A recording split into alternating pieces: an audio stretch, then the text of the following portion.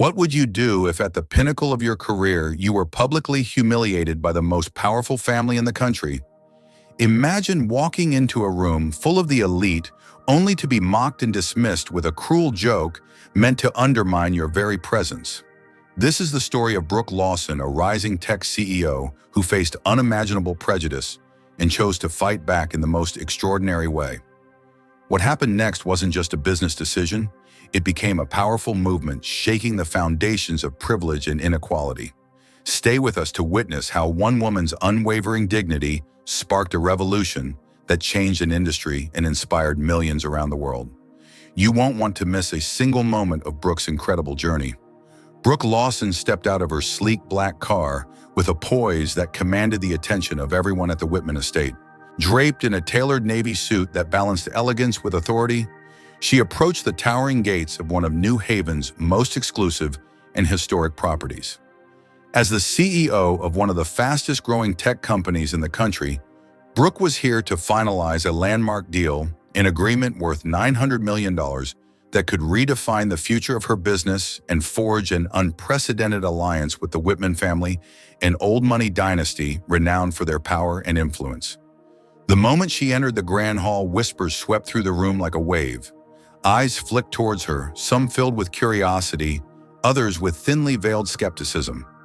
Evelyn Pierce, an impeccably dressed woman adorned in pearls, shot Brooke a cold, measured smile that barely masked disdain. Nearby, Grant Whitman, the only son and heir to the Whitman legacy, raised his champagne glass with a smirk dripping with condescension. "Did someone let the help in early today?" He sneered loudly enough for the crowd to hear.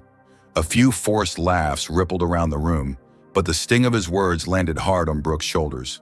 For a heartbeat, she froze. The insult wasn't just a careless jab.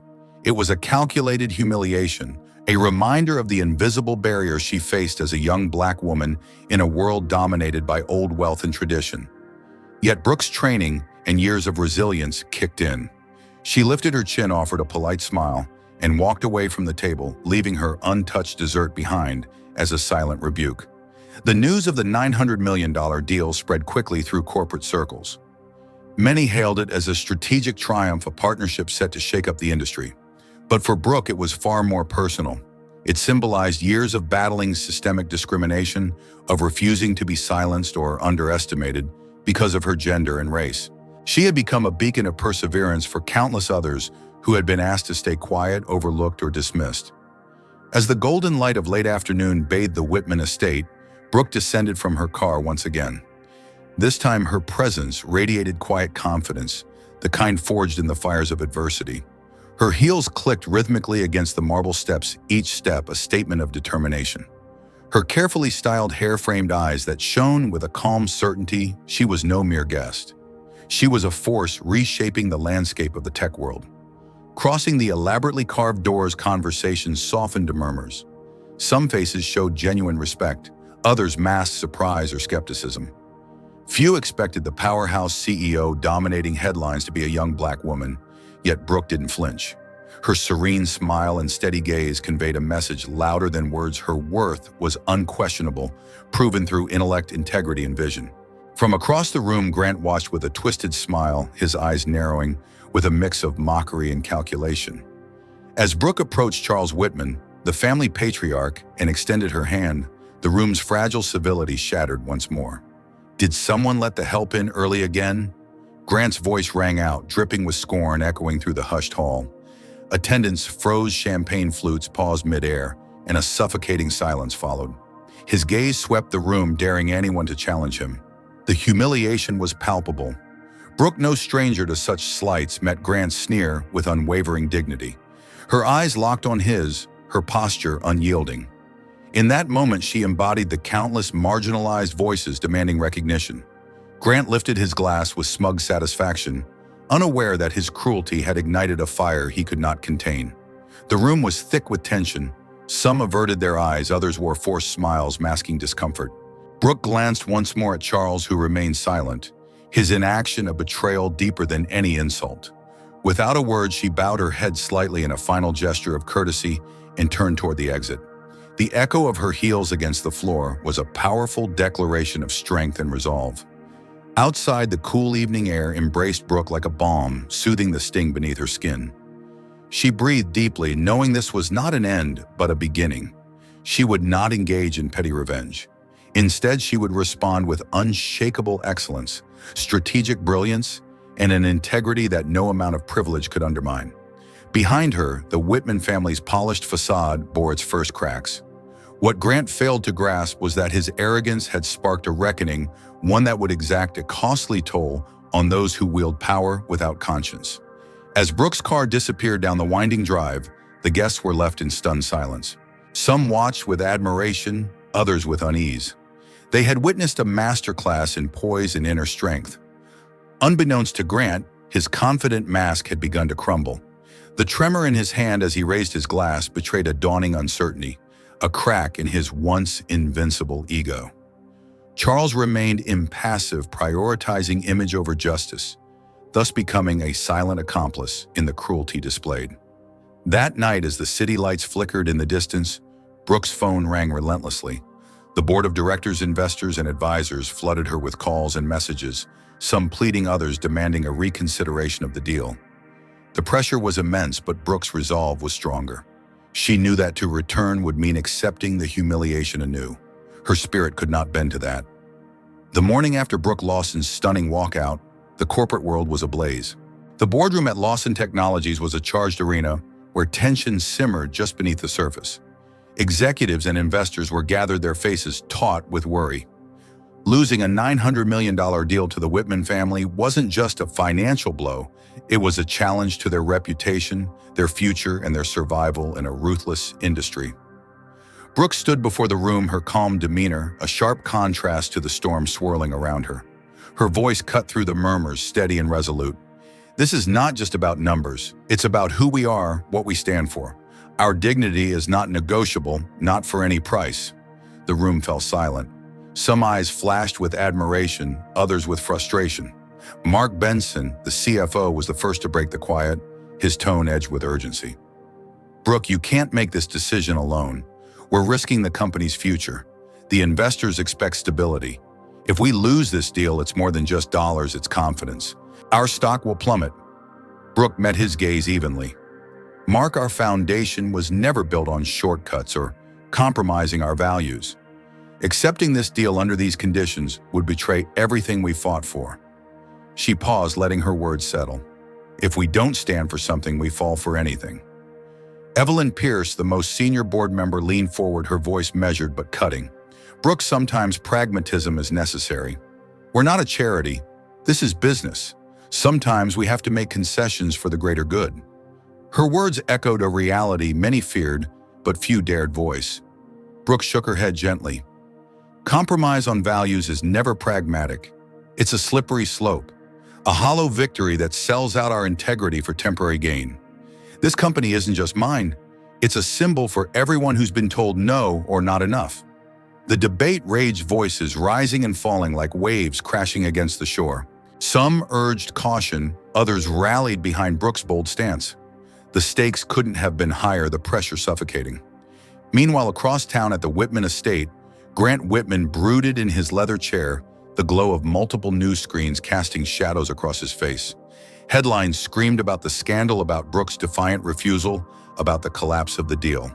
For once, the heir of a dynasty was caught off guard, not by an external rival, but by the sheer force of conviction from a woman he'd tried to belittle. A video clip circulating widely showed Grant's cruel taunt. "Did someone let the help in early?" The phrase became a symbol of arrogance and entitlement that triggered outrage worldwide. The public's reaction was swift, and fierce. Social media exploded with calls for accountability, boycotts, and widespread condemnation. Grant paced his office, the weight of his father, Charles Whitman's silent disappointment heavier than any threat. His privileged shield was cracking, and for the first time he tasted vulnerability and fear. Back in Lawson Technologies, Brooke received a flood of messages, not just from her team or investors, but from across industries and borders. Leaders, activists, young professionals, and ordinary people shared stories of their own battles with prejudice and injustice. They called her a beacon of hope, a voice for the silenced. Brooke's closest ally, Melanie Hart, stood beside her, as they prepared for the next board meeting, reviewing proposals from top-tier companies now eager to align with Lawson Technologies. The narrative had shifted. Brooks' courage had transformed a moment of humiliation into a global movement for dignity and respect. Brooke Melanie said, her eyes bright, "You're not just saving the company, you're changing the game." The pressure wasn't gone. Investors still worried about short-term losses, and the Whitman family's influence was far from over. Yet Brooks' team rallied, fueled by a renewed sense of purpose that transcended balance sheets. At the decisive board meeting, Brooke once again took the floor, this time not to defend refusal, but to unveil a bold new vision. She presented partnerships with cutting-edge tech firms, sustainable initiatives, and inclusive leadership programs, all designed to push Lawson Technologies beyond profit and into legacy. Her words struck a chord. The room, once fraught with doubt, leaned in with anticipation. The board voted overwhelmingly in favor of her strategy, signaling a new era. Grant, sidelined and scrutinized, watched from afar as his family's empire faltered. The Whitman name, long synonymous with power, faced unprecedented scrutiny. Charles Whitman confronted his son with cold disappointment, forcing Grant to reckon with his arrogance and mistakes. Public opinion swayed decisively in Brooks' favor. She became a symbol not only of business acumen, but of ethical leadership and unwavering dignity. As her influence grew, Brooke remained grounded, often recalling the sting of that first insult, the lonely walk out of the Whitman estate. It was a moment of reckoning, a spark that ignited a fire far bigger than herself. Her message echoed across conferences and media: never trade your dignity for convenience. True success is built on respect, courage, and standing firm, even when the world pushes back. Brooke Lawson's stand against the Whitman family and the colossal $900 million deal had sent shockwaves far beyond the walls of her company. What began as a moment of personal humiliation had blossomed into a global movement, a call to honor dignity over dollars, principles over profits. Now the real test began. Could Brooke translate her moment of courage into lasting change?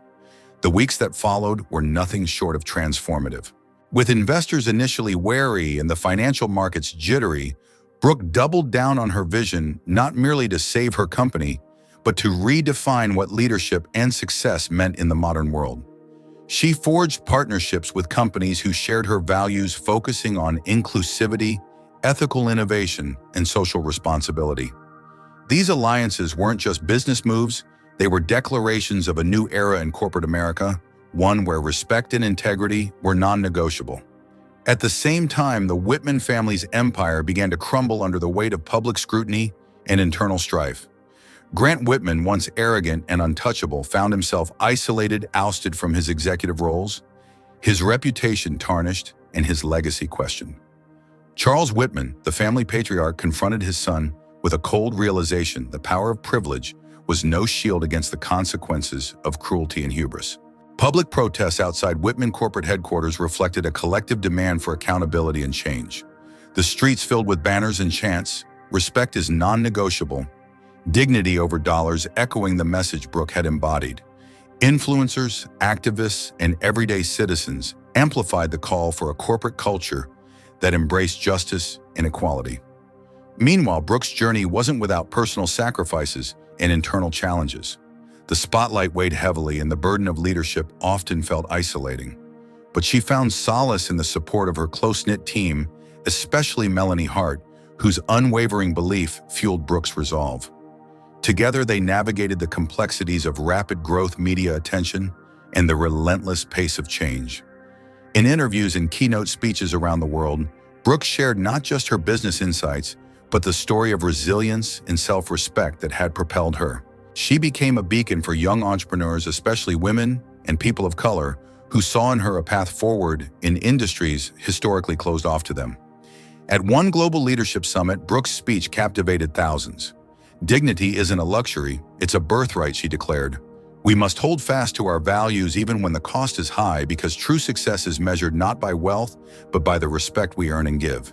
The speech went viral, inspiring countless online discussions and personal testimonies. Hashtags like "Not Your Dignity First" and "Our Lead with Integrity" trended worldwide. Schools, universities, and corporations integrated her message into their curricula and corporate social responsibility programs. The ripple effect was undeniable. Back in New Haven, Lawson Technologies thrived not just financially but culturally. Employee satisfaction soared, and the company's commitment to equity and transparency attracted top talent eager to be part of something bigger than profits. Brooks' leadership style became a case study in business ethics, cited by thought leaders and business schools alike. As for the Whitman family, their slow and painful reckoning continued. Grant's public apology and quiet work with nonprofit organizations hinted at a man beginning to grasp the weight of his actions. Charles faced difficult questions about the legacy he'd fostered and the lessons he'd failed to impart. In a rare moment of reflection, Brooke visited a community center where she had once volunteered as a young woman. Surrounded by hopeful faces, she realized her story was no longer just about business. It was about humanity, about standing tall when the world pushes you down, about changing the system not with vengeance, but with unwavering dignity. Her journey illuminated a fundamental truth that courage and integrity could topple even the most entrenched power structures, that the cost of silence is far greater than the price of standing up. And so Brooke Lawson's story concluded not as a tale of one woman's fight, but as a legacy, an enduring testament to the power of principled leadership, the unbreakable spirit of those who refuse to be diminished, and the possibility of a world where respect is the currency that truly matters. Thanks for watching. Sorry for the interruption, but we hope you will help us improve our content in the future. What do you think of Brooke's journey? Did her courage inspire you? Have you ever faced a moment where standing up for your dignity changed your life? Share your feelings below. If this story moved you, please comment 100 and tell us where you're watching from. Don't forget to like and share this video to inspire others to stand strong.